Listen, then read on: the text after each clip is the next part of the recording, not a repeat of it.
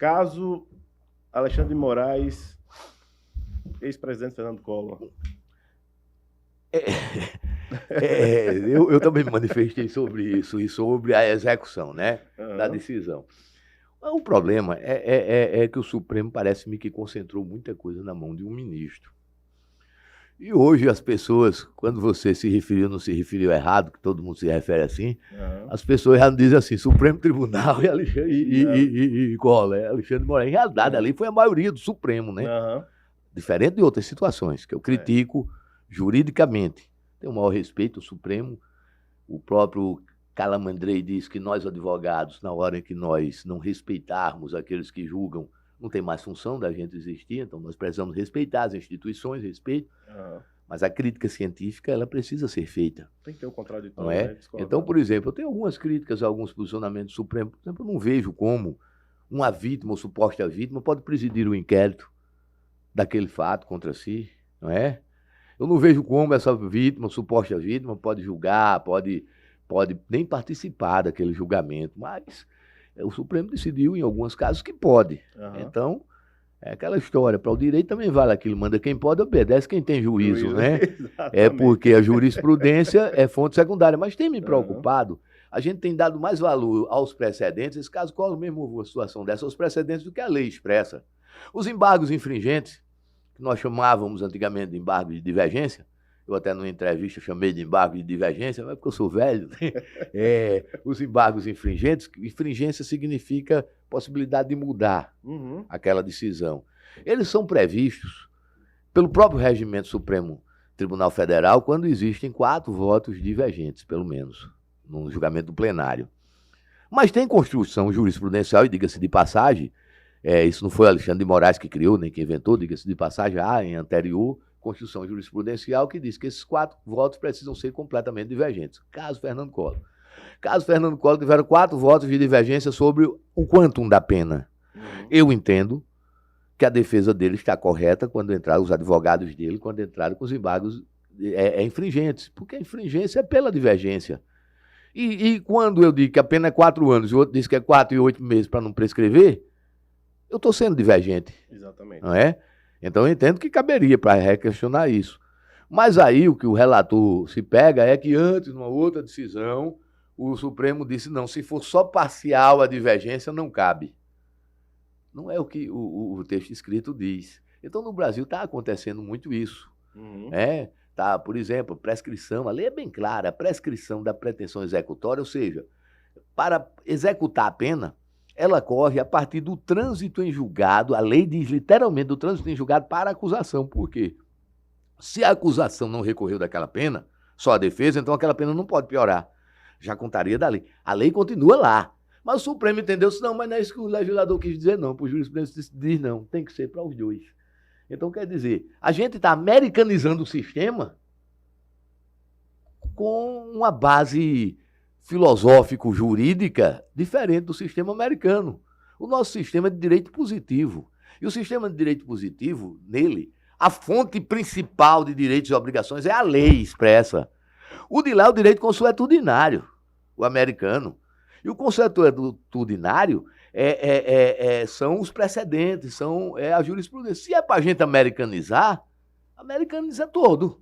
Então vamos fazer juiz por eleição, desembargador por eleição, com mandato fixo. Alguém chegou aí e disse, e se o povo eleger um psicopata para ser juiz? Eu digo que se um psicopata passar no concurso. Exatamente. E se o povo eleger um psicopata para ser desembargador, ministro? E se um psicopata, que não é difícil, não estou dizendo que existe no Brasil, acredito que não tenha nenhum, se Deus quiser, né? Mas se um psicopata for amigo do presidente, do governador e virar ministro pro resto da vida, ou desembargador, então, o risco de lá é o risco de cá. Exatamente. Não é? E uma outra coisa que me chamou a atenção em relação ao ex-presidente Collor, possivelmente alguém vai argumentar, mas o Collor foi empichado, então é por isso que não deram vantagem nenhuma a ele.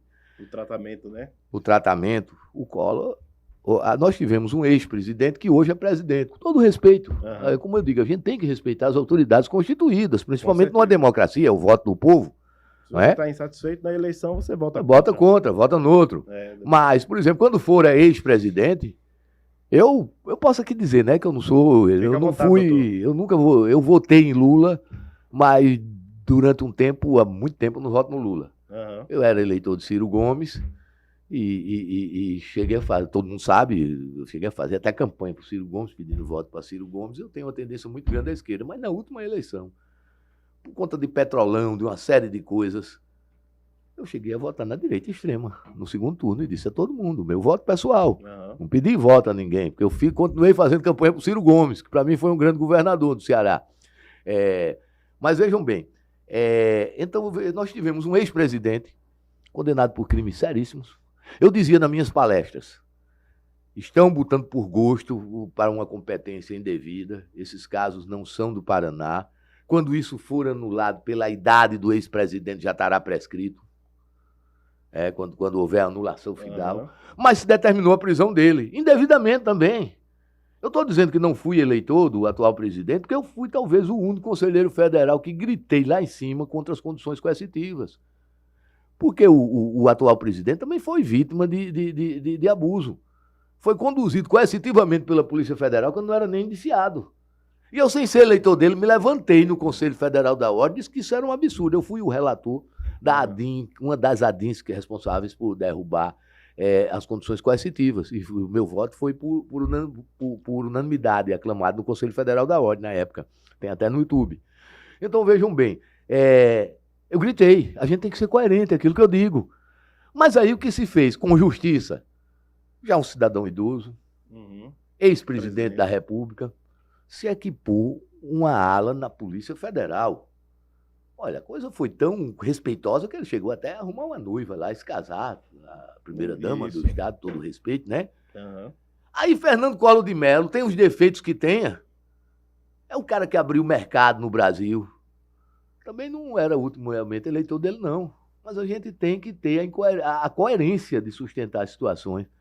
Abriu o mercado para a questão da modernização, na informática, na questão automotiva.